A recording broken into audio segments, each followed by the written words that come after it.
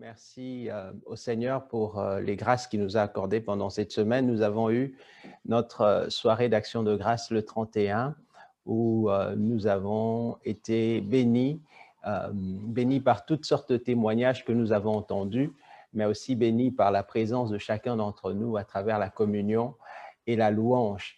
Et nous avons eu le privilège d'avoir notre pasteur qui est intervenu pour prier pour nous et pour nous souhaiter aussi les bons vœux. Nous les transmettons donc en son nom à tous ceux qui n'étaient pas présents à cette rencontre et nous voulons encore nous renouveler mutuellement, en tout cas nos meilleurs souhaits, nos meilleures prières pour cette nouvelle année.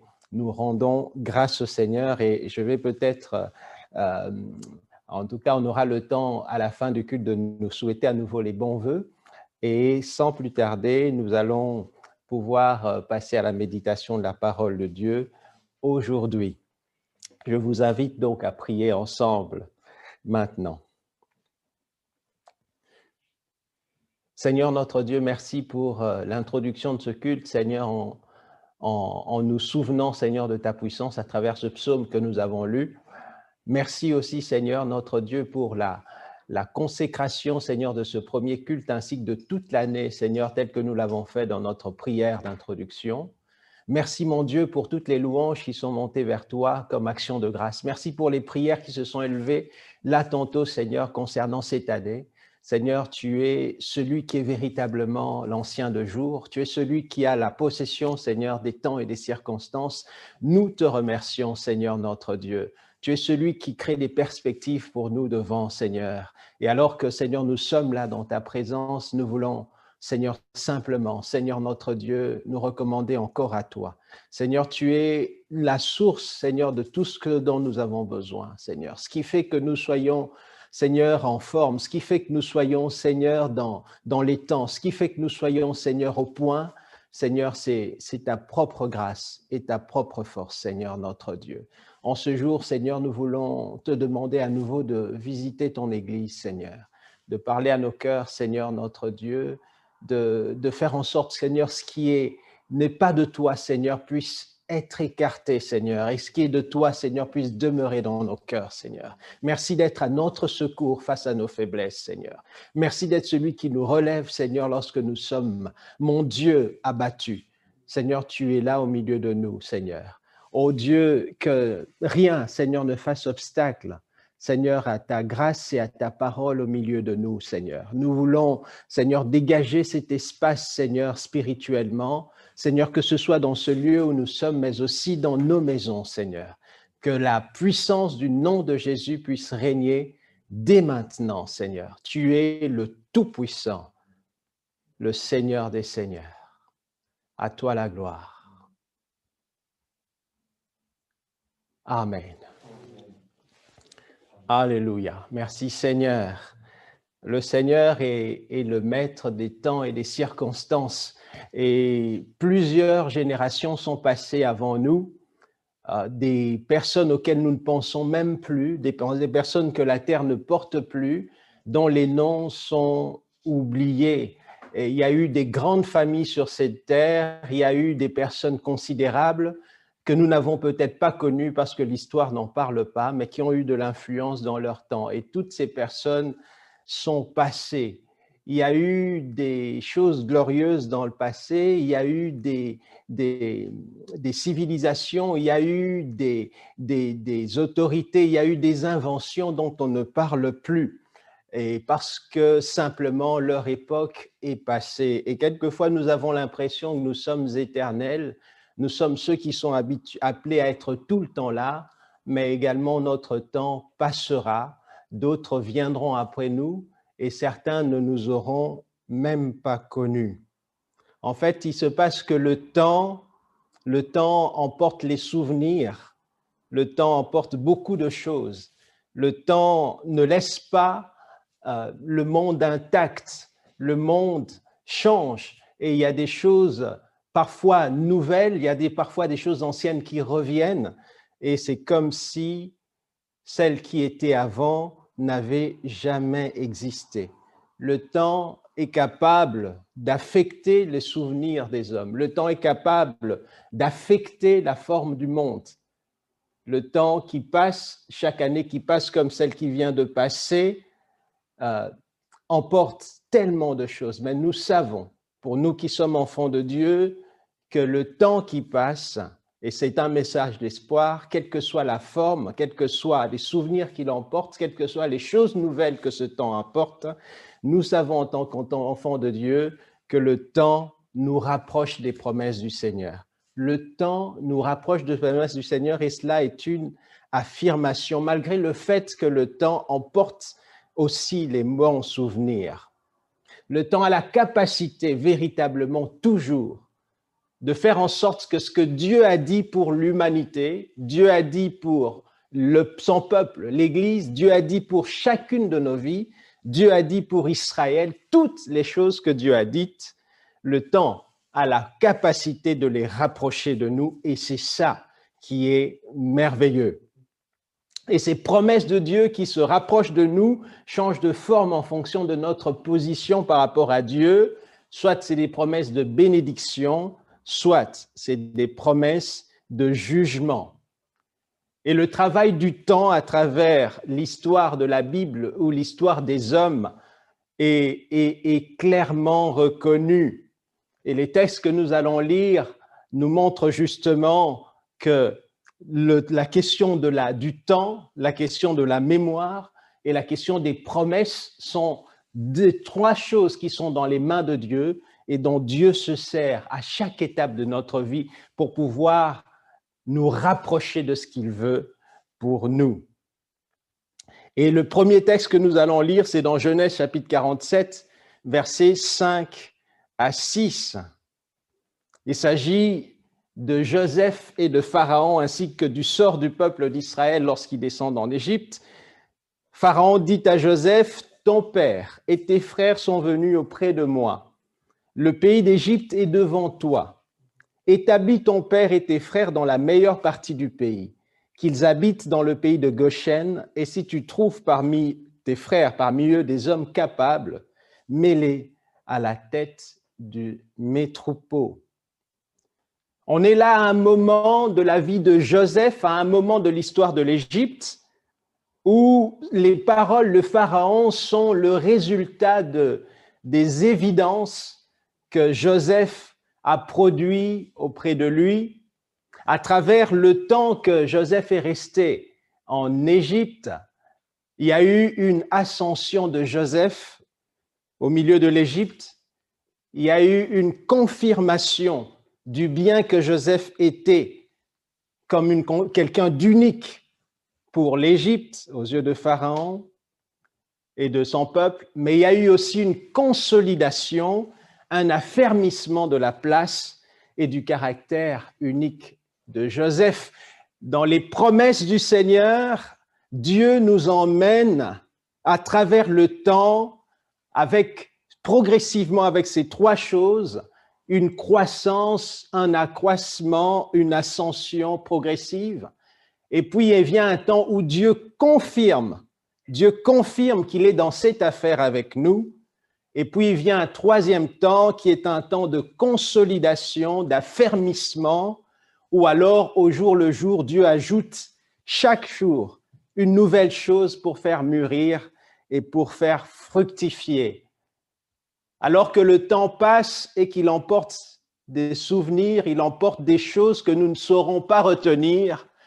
Et si nous voulions, au fond de nous-mêmes, si nous étions honnêtes, plusieurs d'entre nous aimeraient quelque part que le temps puisse s'arrêter afin que nous cessions de vieillir, nous cessions de prendre de l'âge et que notre vie soit toujours vigoureuse.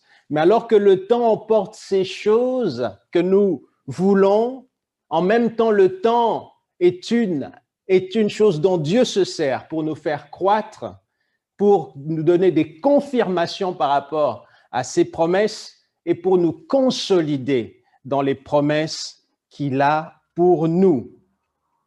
Et les mots que le Pharaon est en train de prononcer, ton père est venu, tes frères sont là, installe-toi, établis-toi dans le pays que j'ai qui est là à ta disposition. Ces mots du Pharaon sont en train de traduire que Joseph est arrivé à cette étape de consolidation, à cette étape où il peut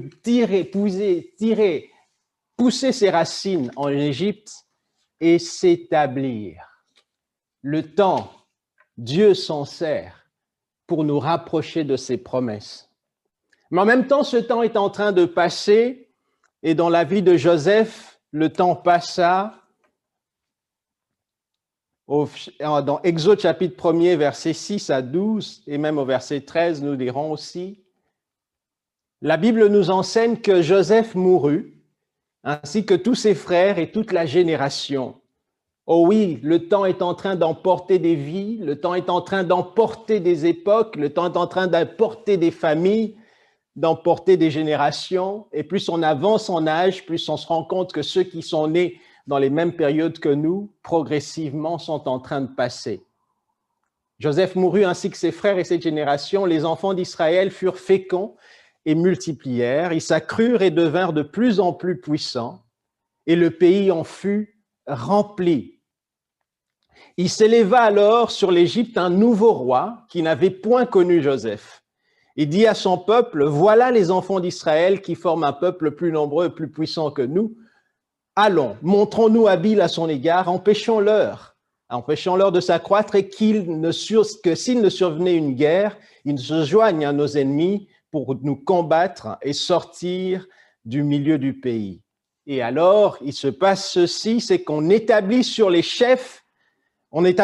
peuple d'Israël des chefs de corvée afin de l'accabler par de travaux pénibles. C'est ainsi qu'ils bâtirent les villes de Python et de Ramsès pour servir de magasin à Pharaon.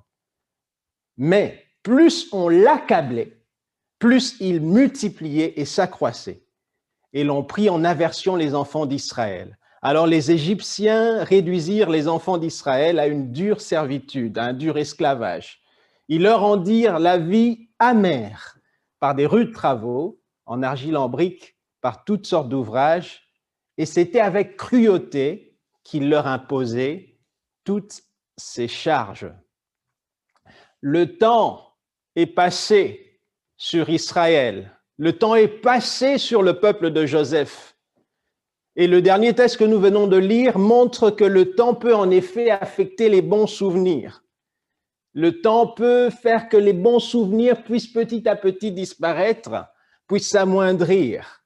Le temps a éloigné progressivement les bonnes choses. Le temps les a mis progressivement plus loin du peuple d'Israël. L'époque de la lune de miel avec l'Égypte est passée. Le temps est capable d'affecter les souvenirs. Il est capable de les éloigner progressivement, y compris les bonnes choses. Il est même capable parfois de les effacer carrément. Le peuple d'Israël qui représentait le salut pour l'Égypte, à cause de la prévoyance et de la sagesse de Joseph, est devenu celui qu'il fallait haïr et traiter avec cruauté. Oui, la preuve que le temps peut changer radicalement les circonstances. Et d'ailleurs, dans notre propre vie, je crois que chacun d'entre nous a eu peut-être à passer une fois près de son école primaire, 10 ans, 15 ans, 20 ans, 30 ans après, 40 ans après. Et la preuve que ces lieux-là n'ont pas su garder votre souvenir, c'est que quand vous y passez, les jeunes enfants que vous rencontrez dans le préau ne vous saluent pas, ne vous appellent pas par votre nom, comme ce fut le cas avec les copains d'autrefois de l'école. Le temps passe, le temps fait oublier. Et ici, Joseph est clairement oublié. Son souvenir est presque effacé avec le nouveau roi. Et dans ce qui touche à la grande histoire de Joseph, ce n'était pas la première fois qu'un tel scénario se présente. Et Joseph, le temps avait souvent dans sa vie emporté d'autres souvenirs d'époques favorables. Il s'agissait ici comme d'une répétition de ce qui s'était déjà passé. Oui, quand on analyse, on voit la vie de Joseph, on se rend compte que c'était une vie qui a été orientée par des oublis forcés. Genèse chapitre 40, verset 15, Joseph lui-même est en train de raconter ce qui est arrivé à sa vie Lisons-le ensemble. Il dit, j'ai été enlevé, j'ai été arraché par force, si on veut lire littéralement, du pays des Hébreux. J'ai été arraché à ma famille, j'ai été arraché. Et il a voulu dire, je n'avais pas encore fini de jouir de ma vie dans ma famille et dans ma contrée. J'ai été forcé d'oublier ce passé-là. Mon histoire à mes yeux ne s'était pas encore arrêtée avec mon papa, avec mes frères, avec mes sœurs, avec ma sœur. Arraché à l'affection de son père qu'il avait eue dans sa vieillesse. Arraché à la position d'enfant aimé et chéri. Arraché au privilège de jeunesse et de son insouciance. Il dira encore dans Genèse 41, verset 51, lorsqu'il a eu son premier fils Manassé, il a dit « Dieu m'a fait oublier toute la maison de mon père. Dieu m'a fait oublier tout ce que j'avais de bien. J'ai fait le deuil de l'amour de mon papa. J'ai fait le deuil de la générosité. J'ai fait le deuil de la miséricorde même de mes frères, puisque ce sont eux qui m'ont vendu. J'ai fait le deuil de mon innocence dans la maison de Potiphar. Oui, il y a des moments où j'ai cru, il y a des moments où nous croyons dans notre vie que notre innocence suffit à nous justifier. Mais Joseph, malgré son innocence, se retrouva dans une désillusion, dans un trou, dans une citerne, comme il le dit lui-même. Tant de choses aimées de notre passé, des souvenirs, des lieux, parfois des odeurs, des saveurs, des personnes que nous avons aimées, touchées, des personnes que nous avons gardées avec chéri dans notre vie. Tant de choses sont passées. Mais même si ces choses passent au jour le jour, nous devons avoir l'espoir que nous disons aujourd'hui, c'est que même si le temps efface les souvenirs, ce même temps nous rapproche chaque fois des promesses de Dieu. Nous avons toujours la possibilité de grandir dans les promesses de Dieu. Nous avons toujours la possibilité de voir la confirmation des promesses de Dieu. Nous avons toujours la possibilité de nous consolider, de tirer, de pousser des racines dans les promesses de Dieu. Tant de choses aimées qui passent, tant de personnes que nous avons chéries, tant de personnes qui nous ont portés passent. On aimerait encore que les choses en restent là. Qui n'a jamais éprouvé de nostalgie pour des choses qui ne reviendront plus?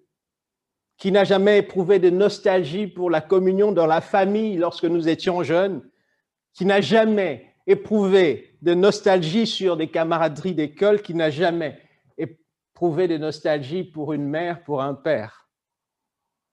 Pour le peuple d'Israël, alors qu'il y a ce nouveau roi, ils sont forcés d'oublier, de passer à autre chose. Les bienfaits de Joseph pour l'Égypte même ont été oubliés. Il a fait tellement de bienfaits pour l'Égypte que même ses bienfaits sont oubliés. La Bible raconte comment pendant 7 années de fertilité, Joseph a rassemblé tous les produits de l'Égypte et il a fait des approvisionnements, il les a mis à l'intérieur de chaque ville. Joseph a amassé du blé comme du sable, en quantité très considérable, que l'on cessa de les compter, c'est dans Genèse chapitre 41, 47 à 49. La Bible dit que Joseph a acheté des terres, Joseph a acheté des bêtes, Joseph a acheté même des hommes pour le Pharaon. Et ce qui est la réalité, c'est que même la richesse de ce nouveau Pharaon, qui fait oublier de force la belle époque de Joseph, même une partie de la richesse de ce Pharaon était due à Joseph. Le temps où Joseph était accueilli favorablement, où on pouvait lui dire « le pays est là devant toi, avec tes frères et sœurs, étends-toi, établis-toi », ce temps-là est passé. En tout cas, ce qui est certain dans la fine trame de l'histoire que nous sommes en train de lire et sur laquelle nous sommes en train de réfléchir, c'est que Dieu, la fine trame de l'histoire se trouvait dans le dessein et dans la pensée de Dieu, dans le projet de Dieu pour le peuple d'Israël et pour Joseph. Humainement non imaginable, mais dans la réalité, c'est ce qui se passait. Vous connaissez Genèse chapitre 15, versets 13 à 16, où clairement ce projet de Dieu-là nous est décrit. La Bible nous dit, Dieu parlant à Abraham, l'Éternel dit à Abraham, sache que tes descendants seront étrangers dans un pays qui ne sera point le leur. Ils y seront asservis et on les opprimera pendant 400 ans. Mais je jugerai la nation à laquelle ils auront été asservis. Ils sortiront ensuite avec de grandes richesses. Toi, tu iras en paix avec tes pères, tu seras enterré après une heureuse vieillesse. À la 4e génération, ils reviendront, car l'iniquité des Amoréens sera à son comble. 400 ans. Pour ceux qui s'intéressent à l'histoire, vous savez que lorsque vous allez, par exemple, dans certains villages où il y a eu des anciens francophones en Amérique, en Louisiane par exemple, vous trouverez des gens qui sont originaires de France ou de Belgique ou de Wallonie, mais ces personnes-là n'ont plus eu de continuité par rapport à l'histoire de leur famille. Plusieurs ne savent même plus de quel village ils sont exactement issus. Après parfois 400 ans en effet, comme cela s'est passé depuis l'établissement de ces colonies. Et quand on pense à certains qui ont quitté l'Afrique, qui sont devenus esclaves en Amérique, au bout de 400 ans, vous avez peut-être un lointain cousin, mais aucune espèce de rapport, parce que les années ont tellement passé, les années ont créé un gouffre tel que même culturellement, vous ne vous retrouvez pas les uns les autres. Dieu est en train d'annoncer à Abraham qu'en fait, lorsqu'ils vont être dans ce pays où ils vont être étrangers, ils ne verront plus les belles époques de leur liberté. La tranquillité sera un vieux souvenir pour eux. Le temps aura eu le temps de prendre le dessus sur leurs souvenirs.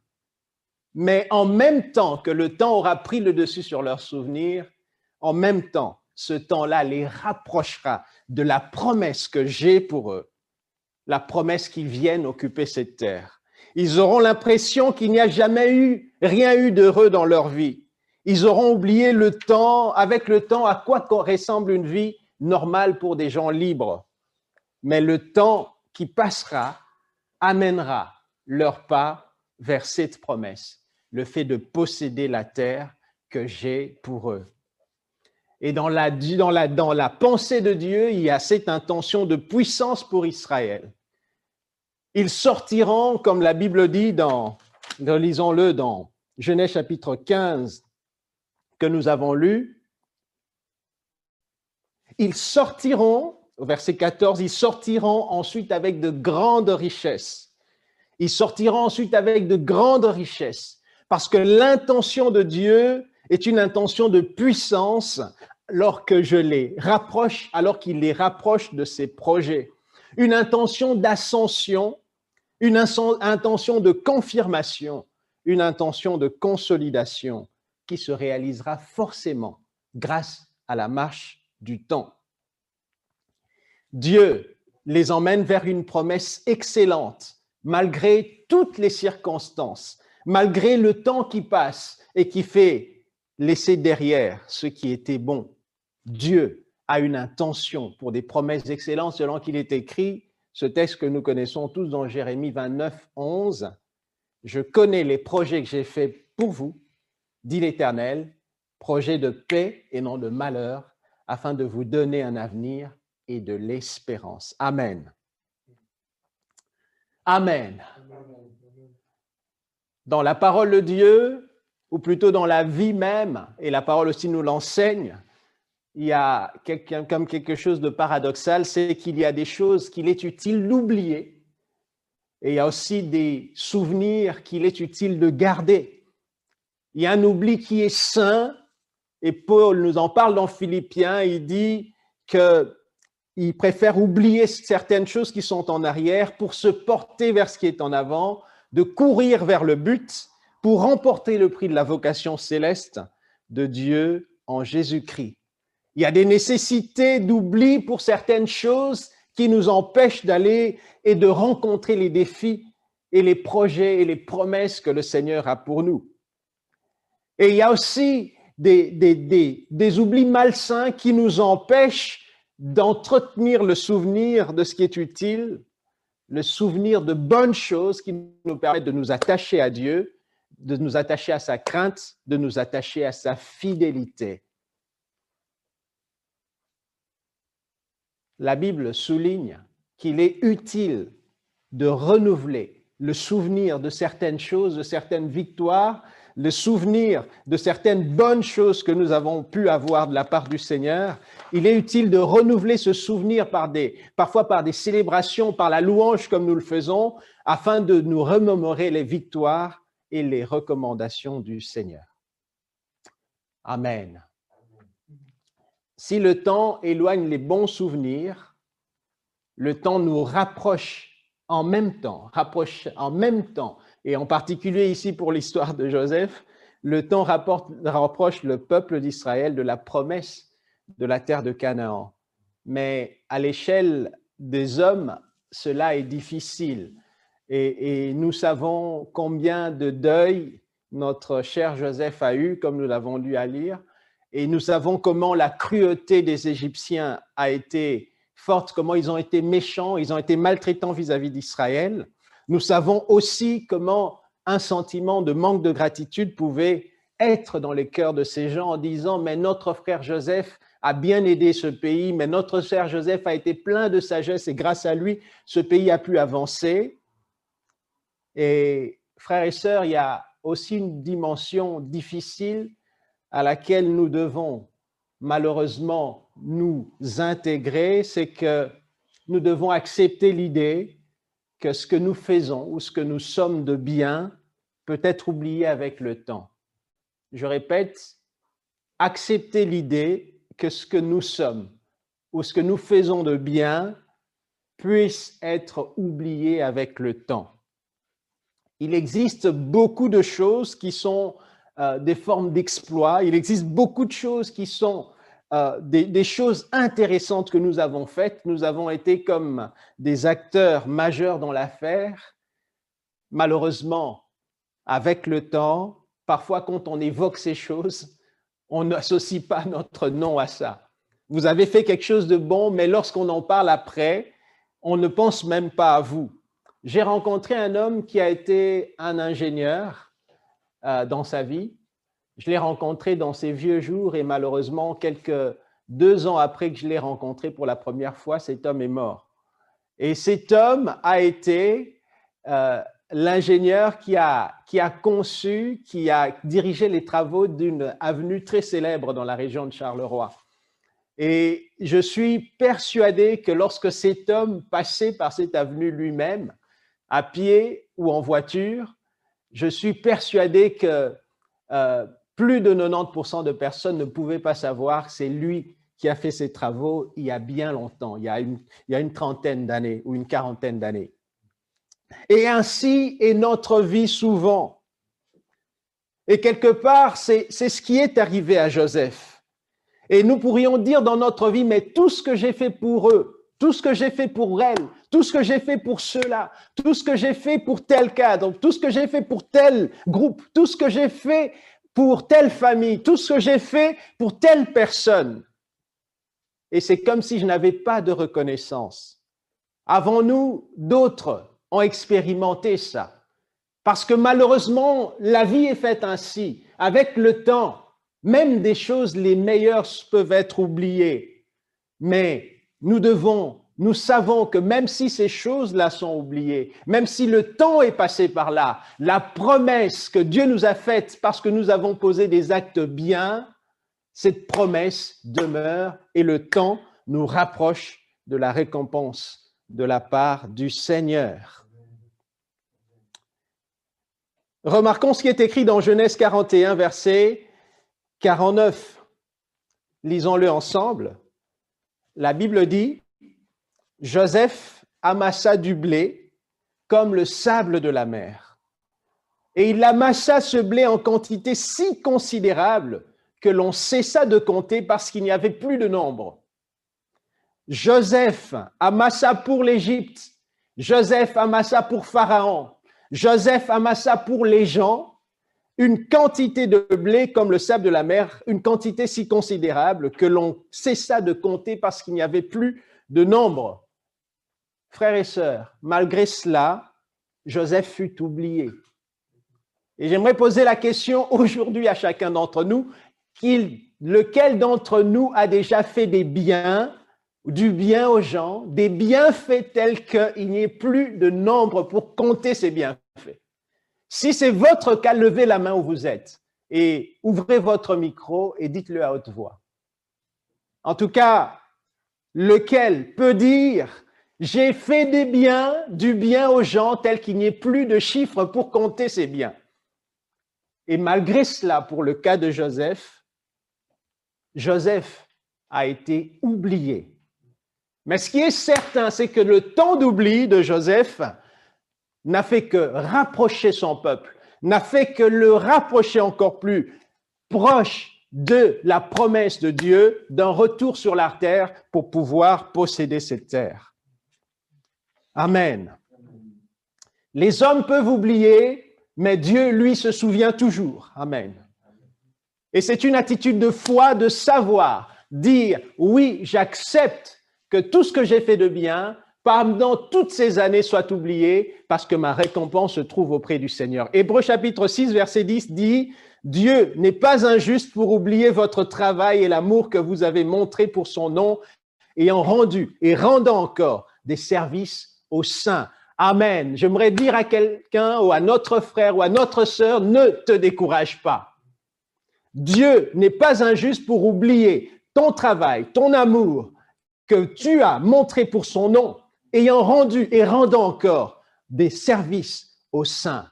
Nous désirons, l'apôtre, l'écrivain poursuit, nous désirons que chacun de vous montre le même zèle pour conserver jusqu'à la fin la pleine espérance, en sorte que vous ne vous relâchiez pas, amen, et que vous imitiez ceux qui, par la foi et la persévérance, héritent des promesses. Amen. Et cette marche du temps est une voie vers la maturité. Cette marche du temps est une voie qui nous emmène vers quelque chose de plus grand. Avec le temps, le Seigneur veut que nous puissions croître dans le sens de la promesse. Le Seigneur veut que nous puissions nous confirmer dans le sens de la promesse. Le Seigneur veut que nous puissions nous asseoir et nous consolider dans le sens de la promesse. Une voie de maturité. Ecclésias chapitre 7, verset 10 nous dit « Ne dis pas d'où vient que les jours passés étaient meilleurs que ceux-ci, car ce n'est point par sagesse que tu demandes cela. » Ne dis pas que les jours passés sont meilleurs à ceux-ci. La Bible affirme que ce n'est pas par sagesse que tu dis cela. La Bible affirme que ce n'est pas par maturité que tu dis cela. La Bible affirme que tu n'as pas encore grandi vers la foi et l'acceptation des promesses de Dieu comme étant meilleures quand tu dis ça. La Bible est en train de dire que vous n'avez pas encore compris que la marche du temps vous rapproche des promesses du Seigneur. Le temps peut aggraver les mauvais souvenirs. Le temps peut nous fixer sur ce qui est mal. C'est vrai. Si c'est le cas, il peut encore nous éloigner malheureusement des promesses du Seigneur. Or, la Bible nous appelle à la persévérance. La Bible nous appelle à la foi. La Bible nous appelle à la consolidation en vue d'hériter des promesses du Seigneur. La Bible affirme que la sagesse et la maturité selon Dieu pensent les choses autrement, pensent que la foi fait croître, la foi fait confirmer, la foi fait consolider. Nous connaissons tous le bouleversement qu'il y a eu dans la vie de Pierre, dans Jean chapitre 21. Jean chapitre 21, le bouleversement de la vie de Pierre. Lorsque le Seigneur est en train de lui annoncer, de lui dire, de lui indiquer par quelle mort Pierre allait glorifier le Seigneur. Et vous savez, à partir du moment où le Seigneur lui a dit qu'il allait le glorifier par une mort violente, parce que c'est ce qu'il lui enseigne, c'est ce qu'il lui dit en lui disant qu'un autre te ceindra, un autre te saisira et t'emmènera où tu ne voudras pas. Lorsque le Seigneur lui est en train de lui annoncer cela, ce qui se passe, c'est que désormais, Pierre a conscience que chaque pas, chaque jour, le rapproche de la souffrance qu'il devait vivre. Et chaque fois qu'il se levait un matin, il devait se dire, oui, je suis encore plus proche des douleurs que le Seigneur m'a annoncées. Et sa vision de la vie a changé.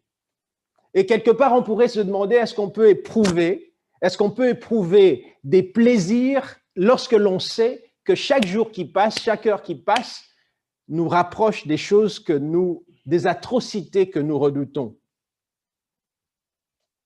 J'ai rencontré une dame il y a 2 ans. Elle est venue à notre concert de Pâques il y a 2 ans et elle était accompagnée, elle a été invitée par une autre dame que j'avais invitée. Et cette dame, au moment où elle est venue à notre concert de Pâques, elle souffrait d'un cancer. Elle souffrait d'un cancer et c'était un cancer malheureusement dont l'issue était fatale. Les médecins lui avaient annoncé que dans les mois qui allaient venir, elle n'allait plus survivre. Et lorsque cette dame était dans ce concert, je peux imaginer ce qu'il y avait dans sa pensée. Elle devait se dire que chaque heure qui passera, et même à l'issue de ce concert, j'allais être plus proche de ce que les médecins m'avaient annoncé de mal. Et chaque jour qui passait était un jour qui la rapprochait de l'issue fatale. Mais il y a eu une chose qui s'est passée dans la vie de cette dame, c'est que la parole de l'espérance lui a été annoncée. Et ce qui est certain, c'est que chaque pas qui l'a rapproché de cette issue triste, qui allait bouleverser sa famille, était un pas qui l'a rapproché de la promesse de la part du Seigneur de l'accueillir auprès d'elle. Et parallèlement, et si nous revenons à la vie de Pierre, alors qu'il est conscient que désormais, chaque fois qu'il se lève, il est en train de se rapprocher de cette mort atroce qui allait glorifier le Seigneur. En même temps, en parallèle, il était en train de croître. Il était en train d'avoir la confirmation de l'appel qu'il avait pour Dieu, de la part de Dieu. Et dans les suites, ce que nous avons vu dans la parole de Dieu, c'est que là, sorti à peine dans les premiers jours de la Pentecôte, là, il rencontre un boiteux qui est au temple, qui est en train de demander l'aumône. Et là, avec conviction, il lui prend la main et il lui dit « Lève-toi et marche ». Au nom de Jésus. Amen. Un homme dont les souvenirs les plus agréables sont en train de passer. Et il sait que chaque fois qu'il pense à ces moments tendres dans sa famille, en train de manger un repas, il sait que des moments comme ça vont disparaître. Il sait que le Seigneur l'a appelé à quelque chose de dur. Il sait que le temps va effacer progressivement tous les bons souvenirs de son enfance avec son frère André. Mais en même temps, il est en train d'entrer dans un domaine de puissance avec le Seigneur et il va entrer dans une maison où il y avait une femme morte. Il va prier à côté de Tabitha, Actes chapitre 9, et il va dire avec conviction, il va parler avec à un mort en ayant la certitude que la personne morte l'entend. Il va dire, Tabitha, lève-toi, et Tabitha va se lever. L'homme qui a été bouleversé à Tibériade, sur le bord du lac, lorsque le Seigneur lui a dit « Tu vas me glorifier par une mort atroce », il est en train d'avancer, il oublie progressivement les bons souvenirs de son passé, mais en même temps, il est en train de grandir, il est en train d'avoir la confirmation, il est en train d'avoir la consolidation de ce que le Seigneur lui avait dit en parlant à ses disciples. Je bâtirai mon église et les portes du séjour de mort ne prévaudront point contre elle. Revenons à Exode chapitre 1er, verset 12, et c'est à peu près parallèle. Alors que ce nouveau roi fait oublier les souvenirs, les bons souvenirs de Joseph, la Bible dit, plus on accablait ce peuple, plus il se multipliait, plus il s'accroissait. En même temps, on lui faisait oublier les bonnes premières années de l'Égypte. En même temps, on lui faisait oublier les bons privilèges. En même temps on faisait chaque jour que sa vie soit amère. En même temps, ce peuple s'accroissait. En même temps, ce peuple confirmait ce qu'il était. En même temps, ce peuple se consolidait. Amen. Gloire au Seigneur. Et juste encore dire une chose supplémentaire vers cette marche où le Seigneur nous emmène vers ses promesses avec le temps, c'est que le temps éloigne les bons souvenirs du passé de la jeunesse, mais le temps nous rapproche de l'éternité avec Dieu. Le temps nous rapproche de l'éternité avec Dieu. 1 Corinthiens chapitre 13, versets 9 à 11, c'est très intéressant ce que nous allons lire. La Bible nous dit, parlant de l'amour qui ne périt jamais, la Bible affirme que les prophéties vont prendre fin, les langues vont cesser, les paroles de connaissance, les dons miraculeux vont disparaître. La Bible dit, car nous connaissons en partie et nous prophétisons en partie, mais quand ce qui est parfait sera venu, ce qui est partiel disparaîtra. Lorsque j'étais enfant, je parlais comme un enfant, je pensais comme un enfant, je raisonnais comme un enfant. Lorsque je suis devenu homme, j'ai fait disparaître ce qui était de l'enfant. Aujourd'hui, nous voyons au moyen d'un miroir d'une manière obscure, mais alors nous verrons face à face. La Bible est en train d'affirmer que les choses excellentes comme la prophétie, les choses excellentes comme les langues, les choses excellentes comme la connaissance, sont des choses appelées à passer et qu'il y a des enjeux éternels qui sont supérieurs à ces choses. Et alors que nous avons l'impression qu'à courir après le don de prophétie, ce qui est une chose merveilleuse que Dieu nous enseigne, alors que nous pensons qu'à courir après les dons de toutes sortes, les dons de miracles, c'est des choses tellement importantes, la Bible nous dit qu'il y a encore derrière beaucoup plus excellent et que ce que nous vivons sur cette terre maintenant n'est pas encore ce qui est parfait et qu'il y a mieux, il y a encore quelque chose de différent, il y a encore quelque chose de plus élevé, il y a encore quelque chose de plus mature qui nous attend. Et Hébreux dira au chapitre 13, verset 14, que notre cité n'est pas d'ici-bas, mais notre cité est auprès de l'Éternel. Et le Seigneur lui-même dira encore dans Matthieu 6, versets 19 et 20, qu'il nous emmène, qu'il est en train de nous rapprocher de ce lieu où la rouille ne peut travailler, où la teigne ne peut travailler, où le voleur ne peut percer. Il a quelque chose de meilleur pour nous. Et nous ne le réalisons pas encore, alors que les années passent et que les années vont faire que certains d'entre nous, progressivement, nous quittions cette terre, sauf si le Seigneur revient et que nous sommes trouvés encore dans ce corps, comme la Bible nous dit. Mais il va faire, avec le temps, que certains le rejoignent par la voie de la mort. Mais ce qui est certain, c'est que même cette voie de la mort nous rapproche de la promesse éternelle du Seigneur. Amen. La rencontre du Seigneur. Nous allons dire quelques mots en conclusion avant de prier.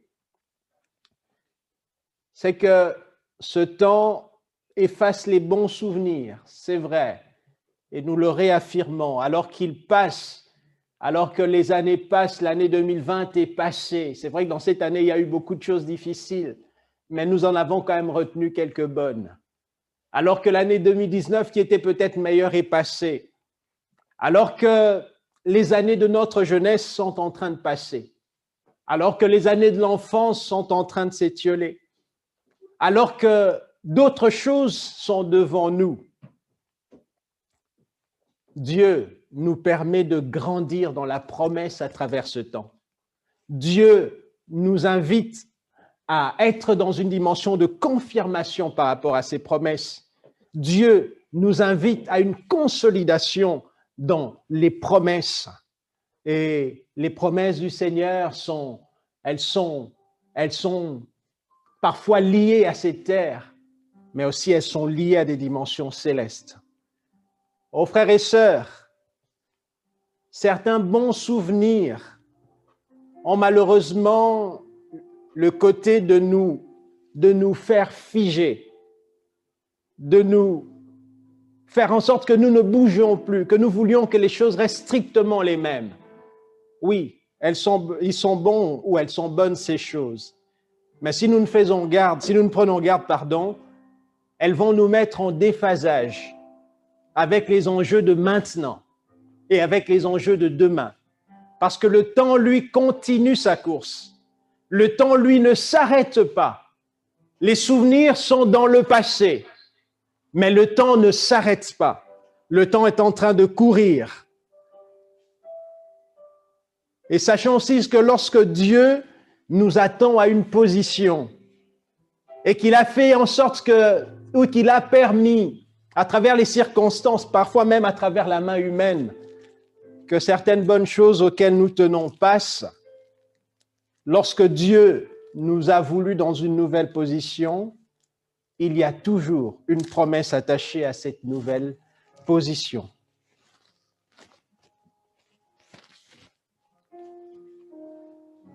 Il y a pour certains d'entre nous aujourd'hui un appel au renoncement, à la nécessité de dire oui, j'ai souffert ou je souffre parce que telle chose à laquelle je suis attaché, j'ai l'impression qu'elle m'échappe. Le Seigneur est en train de dire qu'en son temps, il fait ce que Dieu fait parfait en son temps. Et ne t'arrête pas de peur que tu ne sois figé. Passe à quelque chose de supérieur. Passe à autre chose. Et je suis convaincu aussi qu'il y a des personnes qui, parmi nous, ont le sentiment d'être toujours celles qui cèdent. Elles ont l'impression qu'elles sont toujours les mêmes, elles, qui doivent renoncer à leurs droits, renoncer à des choses. Elles ont parfois pleuré dans leur vie familiale ou autre. Et quelque part, elles cherchent une autre issue. Elles voudraient vivre autre chose. J'aimerais dire à chacun d'entre nous, au milieu de nos larmes, au milieu de nos souffrances, au milieu des minutes passées dans la tristesse, que justement chacune de ces minutes a le potentiel de nous rapprocher des promesses de Dieu. Et les promesses de Dieu sont là aujourd'hui pour nous. Et il y en a d'autres qui seront là demain pour nous, que nous n'avons pas encore découvertes. Et si la marche de temps ne se fait pas, nous n'aurons pas accès à ces promesses. Nous voulons dire merci à Dieu pour chaque jour qui passe. Nous voulons dire merci à Dieu pour les voies dans lesquelles il nous conduit. Et nous pouvons lui dire merci parce que nous avons la conviction, et cela est vrai, que chaque temps qui passe nous rapproche des promesses qu'il a pour nous. Amen. Et nous allons prier maintenant en nous levant, si nous le pouvons où nous sommes. Merci Seigneur. Nous allons dire au Seigneur merci pour le temps qui passe. Merci pour l'année nouvelle. Et nous allons placer cette année devant le Seigneur en disant « Seigneur, merci parce que chaque jour de cette année va me rapprocher de tes promesses. » Levons-nous ensemble et prions avec conviction. Même si le passé a emporté certains bons souvenirs, même si certaines choses glorieuses sont passées, même si de bonnes choses auxquelles j'ai tenu sont passées, Seigneur, je sais que chaque jour qui passera désormais me rapprochera d'autres promesses que tu as pour moi. Et je dis merci au Seigneur. Et je te dédie cette année, Seigneur. Et je te confie cette année, Seigneur. Et Seigneur, mon Dieu, je te la soumets complètement. Je sais, Seigneur, que mon Rédempteur est vivant et qui se lèvera le dernier et qui contrôlera les événements. Amen. Seigneur, merci. Merci, merci parce que tu agis, Seigneur, au milieu de nous. Merci, mon Dieu, parce que tu crées de l'espoir. Seigneur, mon Dieu, merci. Merci, Seigneur. Alléluia. Si quelqu'un est vraiment dans une difficulté extrêmement grande et qu'il a l'impression qu'il est au fond, au sous-sol, que l'on ne peut compter, je voudrais vous dire, frères et sœurs, ou frères ou sœurs, pardon, que là, maintenant, chaque instant qui passe vous rapproche des promesses que Dieu a pour vous. Levez-vous avec courage, saisissez cette parole, avec courage, courez dans le sens de cette parole. Dites au Seigneur merci. Remerciez le Seigneur. Remerciez le Seigneur. Remerciez le Seigneur avec vos larmes.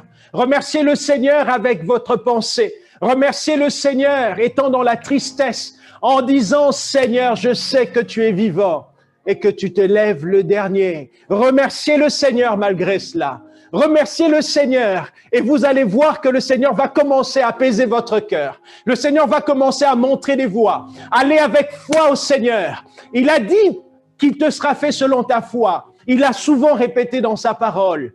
Et c'est le moment de saisir. C'est le moment de courir. C'est le moment d'oublier certaines choses. Oui, il est nécessaire d'oublier celles qui vous embarrassent, qui vous empêchent de courir dans la carrière que Dieu a tracée pour vous. Il est utile de dire comme Paul, je rejette ce qui était dans le passé, je cours vers l'avant pour saisir le prix de la vocation céleste. Et cette promesse est là, elle est l'appel, elle est la vocation que Dieu vous a adressée. Elle est la voie par laquelle Dieu dit, viens. Amen. Amen. Je m'élève vers le Seigneur. Je regarde au Seigneur, les yeux fixés vers lui. Je fixe les yeux vers lui. Je fixe les yeux vers lui, malgré les difficultés, malgré les souffrances. Alléluia. Alléluia. Garabashanda. Raboshira. Nous dédions notre année au Seigneur. Nous disons au Seigneur, merci pour chaque promesse pour cette année. Je sais que chaque jour me rapprochera, me fera saisir ces promesses. Je sais que chaque jour, je pourrai grandir dans ces promesses. Je sais que chaque jour, je pourrai être dans la confirmation par rapport à ces promesses. Je sais que chaque jour, je pourrai me consolider dans les promesses du Seigneur. Amen. Je dis Amen. Merci Seigneur, parce que tu écoutes nos prières. Alléluia. Et je chante avec action de grâce. Et je sais que mon Rédempteur est bon. Je sais que mon Dieu est fidèle. Je sais que mon Dieu est courtois. Amen. Je sais que mon Dieu est gentil. Je sais que mon Dieu est bon. Alléluia. Shimbakarabasona. Rebashirabasanta. Roboshakarabasuna. Je sais que mon Dieu est bon. Je sais que mon Dieu est bon. Je sais que mon Dieu m'aime. Je sais que mon Dieu me délivre. Je sais que mon Dieu me protège. Je sais que mon Dieu est avec moi. Je sais que ce qu'il voudra pour moi sera bon. Je sais que Dieu est bon. Alléluia. Et je mets mon sort entre les mains du Seigneur, entre les mains de celui qui me sauve, entre les mains de celui qui me délivre. Alléluia. Et nous remettons aussi l'Église du Seigneur au Seigneur, à lui-même. Et nous disons, Seigneur, merci parce que chaque jour qui passera rapprochera ton Église de tes promesses. Tes promesses pour l'Église locale, tes promesses pour l'Église universelle, tes promesses pour l'éternité, la promesse de ton retour. Amen. Prions pour l'Église. Amen. Merci Seigneur. Merci. Merci parce que chaque jour qui passe nous rapproche de tes promesses de plus de sanctification, d'édification pour nos corps, Seigneur, notre corps spirituel. Seigneur, chaque jour qui passe nous rapproche de ta promesse d'avoir un bâtiment à nous. Chaque jour qui passe nous rapproche de ta promesse d'avoir une jeunesse équipée. Chaque jour qui passe nous rapproche de ta promesse d'avoir des mères, Seigneur, mon Dieu, qui sont efficaces dans leur milieu, dans leur éducation de leurs enfants. Les pères pareils, des maris fidèles, des couples solides. Seigneur, mon Dieu, une action, mon Dieu, auprès des perdus qui soient solides. Merci pour les promesses des dons spirituels. Merci parce que si nous tenons ferme, tu nous les accordes avec puissance. Merci Seigneur. Merci Seigneur. Merci parce que tu ouvriras les cieux au-dessus de ton Église. Seigneur, parce que c'est ta promesse. Merci Seigneur. Merci parce que tu as des choses bonnes que tu as pour notre groupe de louanges. Merci parce que tu as des choses bonnes pour chacun de nos départements, Seigneur. Mon Dieu, l'accueil. Seigneur, mon Dieu, l'intercession. Seigneur, mon Dieu, Béré. Seigneur, mon Dieu, l'évangélisation. Seigneur, mon Dieu, les actions sociales. Seigneur, mon Dieu, tout ce que tu as. Seigneur, merci. Parce que tu l'accomplis au milieu de nous. Merci Seigneur pour tes promesses. Merci pour tes promesses.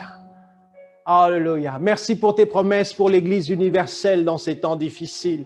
Merci, mon Dieu, parce que tu aimes notre communion en présentiel. Merci parce que tu nous rendras cela. Tu rendras cela à toutes tes églises. Nous te disons merci. Merci parce que tu feras en sorte que nous soyons dans cette dimension-là. Merci. Merci. Alléluia. Je vous invite aussi à remercier le Seigneur pour son retour. Parce que chaque jour qui passe nous rapproche du retour du Seigneur. Et si quelqu'un a encore la force de se tenir debout, nous voulons lui faire un remerciement solennel par rapport à cette promesse. Nous voulons proclamer cela comme foi. Levons-nous tous ensemble si nous le sommes, debout, nous avons cette possibilité dans nos maisons. Et levons les mains vers le Seigneur en disant merci. Maranatha, tu reviens. Merci pour cette promesse. Merci parce que chaque jour nous rapproche de cette promesse. Merci Seigneur notre Dieu parce que tu veux nous sanctifier afin que nous soyons dans ce rendez-vous. Merci parce que tu viens pour moi. Merci parce que tu viens pour ma famille. Merci parce que tu viens pour tous les saints. Je dis merci pour la promesse.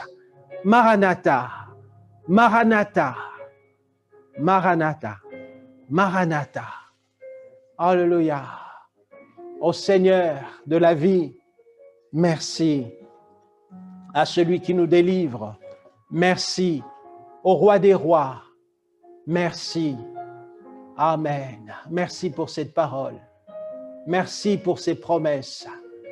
Merci parce que, Seigneur, chaque jour qui passe, Seigneur, nous savons que nous sommes plus proches, Seigneur, de ton retour, mais aussi plus proches de chaque promesse que tu as pour nous. Nous disons merci au Seigneur. Alléluia. Nous allons poursuivre avec un chant avec le groupe de louanges et nous restons dans cette attitude de prière. Merci Seigneur.